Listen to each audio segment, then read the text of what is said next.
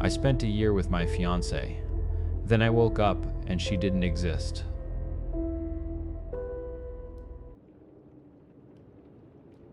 Zolo looked like he'd been clawing his way out of his own grave for a week. The bags under his eyes were the color of old bruises. His beard, a tangled mess of black and gray, couldn't hide the craters on his cheeks, and the flakes of dead skin caught in it looked like a fresh snowfall. The army jacket he wore breathed the holy trinity of odors, burnt weed, stale cigarettes, and old sweat. Going to his building was always an exercise in holding my breath. Twitchy shadows in the stairwell, the glint of a needle under a flickering fluorescent light, the sound of a couple screaming through a paper-thin wall. His apartment was the epicenter of it all, a monument to decay. But Zolo always had what I needed. "They were out, man," he rasped, his voice like gravel in a tin can. "But I got something else, something different." A grin split his face, crooked and yellow. My stomach dropped. I didn't come all this way for ditchweed, and the only line I refused to cross was the one that involved a needle. "What is it?" He fumbled in his jacket pocket, a low muttering sound coming from his throat. He finally pulled out a single, tiny pill. It was the color of a starless midnight sky. He held it out on his palm, the one with the skeleton bones inked over his real ones. On the couch, his girl, Tansy, stirred. Her eyes were half open, her mouth slack. "Striel," she slurred, a ghost of a voice. I wasn't in the habit of taking medical advice from someone with open sores on her arms. "What is it?" I asked again, my voice sharper this time. Zolo blinked, slow, like the gears in his head were grinding against rust. "Don't really know. Some dude. Said it was a shortcut." He let out a foul puff of air. "Cost me a fucking fortune, so it better be." He gestured with his chin toward the couch. She tried it. I tried it. Tansy's head lolled, her pupils blown wide. "It's good," she whispered. I'd always been careful. A weekend warrior, not a lifer. But Zolo had never steered me wrong. "What does it do?" The grin was back, all chipped teeth and dark gaps. "Hard to say. You just get there." I sighed, my patience fraying. "Physical effects? Risks? Anything?" He shook his head, a little too quick. "No OD. I've been taking him for..." He looked at the ceiling, trying to do math. He looked at the ceiling, trying to be math. His brain wasn't built for any more. "A while. And look at me." He spread his arms wide, a grand gesture. "I'm doing fucking great." He looked like death on a holiday. He looked like Zolo.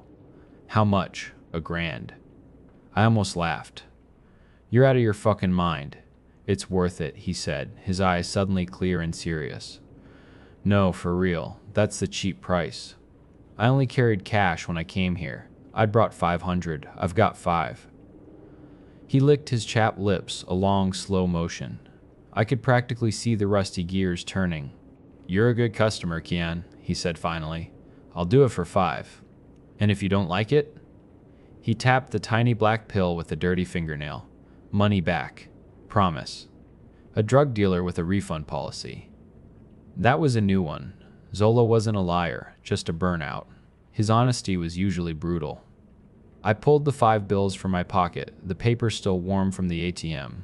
He took them and they vanished into his jacket. "You won't regret it," he said. For a second, he sounded almost sober. The pill was weightless in my palm, smooth, matte black. I'd seen 100 pills. This one felt different. Ancient. "When do I take it?" His eyes snapped into focus, pupils like pinpricks. "At home," he said, his voice low. "Wait until you get home." The drive back was a war in my head, a decade of this shit. Enough to know better, not enough to actually stop. I had a job, a 401k, a life that looked fine from the outside. That little pill in my pocket felt like a detonator, and the thrill buzzing in my veins was a goddamn liar. Back in my apartment, I prepared the scene. A glass of water on the coaster, a bowl of chips on the coffee table. Couch clear. I turned on some dumb show for background noise, gave myself 1 second to reconsider, and swallowed the pill. It didn't dissolve, it ignited. A silent, violent throb started behind my eyes, not pain, but pressure. Like my brain was suddenly connected to a power grid. A wave of pure, uncut euphoria washed through me, so warm and heavy it felt like it could lift me right out of my own skin. It was too much. It was perfect. Then the world went dark. I opened my eyes to sunlight slicing through the blinds. I'd slept like the dead, but I woke up clean. No dry mouth, no headache, no crawling sense of shame, just clarity. My heart beat slow and steady. My mind was quiet. The thrum from last night was still there, a low hum in the back of my skull. A reminder. I stood up and stretched. My body felt mine. But was a 30-second trip to heaven worth $500? Probably not. I checked my phone, 12:24 p.m. A few notifications, one stood out. Zolo. How was it I stared at the screen, trying to figure out how to explain? Me good, but I passed out instantly. Is that what it does? I scrolled through the rest, missed texts from friends, a reminder from my mom to call. A dozen emails from work. Some girl from Hinge I'd ghosted. I answered a few, then refreshed my notifications. Zolo, oh weird. Damn. You want our money back. A fast reply from Zolo was a minor miracle. An offer for a refund was an act of God. I told him yes. He said to grab it next time I came by for something else. I made breakfast. Real breakfast, with eggs and toast. I showered. Then I went to the gym. For the first time in months on a weekend. I ran until my lungs burned in a good way. I lifted until my muscles screamed. The effort felt earned, not like a punishment. I was on the bike, cooling down, when she walked in. She wore compression shorts and a matching top, fabric stretched over a body that was all powerful curves and long lines. Freckles were scattered across the bridge of her nose, her eyes were a deep, clear green, and her hair was the color of a sunset. She looked like she belonged on a billboard for a life I couldn't afford. My eyes caught on her for a second too long, and she met my gaze in the mirror. On pure reflex, I smiled. Something small, not a leer. She smiled back, a real smile. I looked away before I could fuck it up. Girls like her didn't exist in my world. But for a second, she had. And for once, just feeling good was enough. I drove home with the windows down, the music loud enough to feel in my bones. I showered again, scrubbing the gym away, and dug my blender out from under a pile of mail. A protein shake and a few hours of television felt like a king's reward. I opened a dating app out of habit. A few new likes. Then her profile appeared. Anya, 25. Less than 5 miles away, she was wearing a simple white dress. But on her, it looked like something sculpted from light. Curves that invited touch, collarbones like a dare. Her profile was effortless. She didn't need to try. I swiped right. It's a match. I blinked. I actually fucking blinked. I scrolled through her photos again. Each one was perfect. A genuine, unforced confidence. A smile that knew secrets. A solid 10. Women like this were usually bots designed to drain your wallet. I tried to think of something to say. Anything that wasn't pathetic. Me. Hey, pathetic. I tossed my phone on the couch and tried to watch TV. My brain wasn't paying attention. 10 minutes crawled by. Notification. Anya sent you a new message. Anya, hi. 2 hours later, we were at a bar. Her voice was warm, a low melody that made me want to listen forever. I kept asking her questions. People love talking about themselves. She ordered a whiskey sour. I almost ordered a double rum and coke on autopilot. But the usual anxiety, the knot in my gut, it wasn't there. I ordered a club soda. She raised an eyebrow. You don't drink? I do, I said. Just don't feel like I need to tonight. She leaned forward, her hair catching the low light. Why not? The words came out before I could stop them. I'd rather be drunk on this. It was a stupid, cheesy line. But it worked. A faint blush rose on her cheeks. She looked down, then back up at me, a spark in those green eyes. 2 hours after that, her nails were leaving crescent moons in my back, and she was whispering my name into the dark of my bedroom. There was no chemical haze, no numb distance. Every nerve was lit up, wired directly to her. I felt the change in her breathing, the shiver that ran down her thighs. I felt everything. And that same quiet pulse from the pill hummed deep inside my skull. Was this what it did? Did it just make things better? If so, $500 was the bargain of a lifetime. My life fell into a new rhythm. Work, gym, sleep.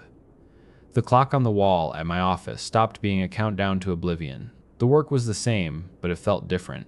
I was focused. I gave a shit. People noticed. My boss told me he was impressed with my initiative. A week later, I got a raise. My first in 5 years. The fat on my body melted away. Muscle replaced it. I kept seeing Anya at the gym. Our schedules lined up. Tuesdays, Thursdays, Sundays. After a month of shy smiles and quick waves, I finally walked over and introduced myself properly. I didn't push. I didn't have to. Suddenly, there were others. Sarah, a wild artist with an infectious laugh. Leela, a soft-spoken, first-grade teacher who made me feel calm. I even got texts from Zolo. Zolo? Need anything, man? Zolo got some good green in. I told him I was good. I told him I didn't need anything. I even told him to keep the refund. He asked if I wanted to just hang out. I said no. Not because I was better than him, but because I could still smell his apartment in my memory. My mom's health improved. My sleep was deep and dreamless. Everything was better. The memory of that black pill faded, like a strange dream you can't quite remember. Months passed. Life was good. I was between sets at the gym when I saw Anya setting up for squats. She was wearing these pale green shorts that fit her like a second skin. She got under the bar, braced herself, and went down low. Her leg wobbled. The bar tipped. I moved without thinking. I was behind her, my hands closing over the cold steel, guiding it safely back onto the rack. She stumbled forward, then straightened up, her face flushed. "Oh my God," she breathed, turning around. She put a hand on my chest, just to steady herself. "Thank you." Her smile could have powered a small city. That night, we had dinner at a little Italian place. Later, we were in a dark movie theater, her fingers tracing idle patterns on my arm. By the time the credits rolled, her head was on my shoulder. It all felt so easy, so right. We lasted one more day before we gave in. We walked along the waterfront, the city lights shimmering on the dark water. We talked for hours, about everything and nothing. At some point, listening to her talk about her family, I realized it with a terrifying certainty I loved her. Back at my apartment, it was frantic and desperate and perfect. She rode me like she'd been waiting her whole life, and every cell in my body was on fire. Afterwards, she was breathless, curled into my side. I was shaking, my heart hammering against my ribs like it wanted out. She pressed her lips to my ear. "I want this forever," she whispered. The next morning, we made it official. Sarah took it well. Leela did not. She asked if I'd just been using her, then blocked me before I could answer. It stung, but I had the girl of my dreams. We moved in together 2 months later. It was fast, insane, and felt like the most logical thing in the world. My apartment stopped being just mine. It became ours. Throw pillows appeared. A second toothbrush. Her ridiculously complex skincare routine colonized the bathroom counter. I loved every change. She filled all the empty spaces. I was happy. Genuinely, truly happy. I got a better job, better pay, better hours. We got comfortable. The gym became less of a priority. My stomach got a little softer. So did hers. We joked about it. We were happy. We were happy. We were building a life. Our 1-year anniversary came. We spent it on a beach, 3 days where the world shrank to just the two of us, the sun and the sea. The last night, the sky was on fire with oranges and pinks. I got down on one knee in the wet sand. She gasped, her hand flying to her mouth. She was crying and laughing and nodding, yes, yes, yes, before I could even get the words out. Her arms wrapped around my neck, the ring on her finger catching the last light of the sun. It was the single greatest moment of my existence. We made love that night. I'd always thought that was just a cheesy phrase people used. But as we moved together, eyes locked, breaths mingling in the warm, salty air, I understood. It wasn't just sex. It was everything. After, tangled in the sheets, we whispered about the future. The wedding. A honeymoon in Greece. 2 kids. Maybe 3. I fell asleep with her head on my chest, her soft breathing a steady rhythm against my heart, convinced that a human being could not possibly be happier than I was in that moment. Something flickered in my skull. A pulse. A brief electric snap. Not pain, just wrongness. I reached for her. My hand met empty air. My fingers brushed against something sharp, plastic. A bowl crashed to the floor. The sound of chips scattering across wood. I wasn't in a bed. I was on my couch. The lumpy one. My eyes opened. Gritty. Dry. The bland white walls of my apartment. The dull glow of the television. The stale, lonely smell of the place. My old apartment. I didn't move. I just lay there. The truth, a block of ice forming in my gut. When it finally settled, a strangled noise tore out of my throat. I scrambled up, my heart trying to beat its way through my ribs. I grabbed my phone, my hands shaking so badly I could barely hold it. I scrolled to my photo gallery. It should have been full of her. Sunsets. Selfies. Her sleeping on my chest. Nothing. Not a single picture of her. No Anya. No engagement. No year of my life. Just me. A man nobody was waiting for. My stomach heaved. I stumbled to the bathroom and collapsed in front of the toilet, retching nothing but air and bile. A raw, animal sound ripped out of me, a howl of pure grief. I sobbed until my throat was raw and my chest ached, tears and spit dripping onto the cold tile. When I could finally breathe again, I crawled back to the couch and curled into a ball. Time melted. Minutes, maybe hours passed.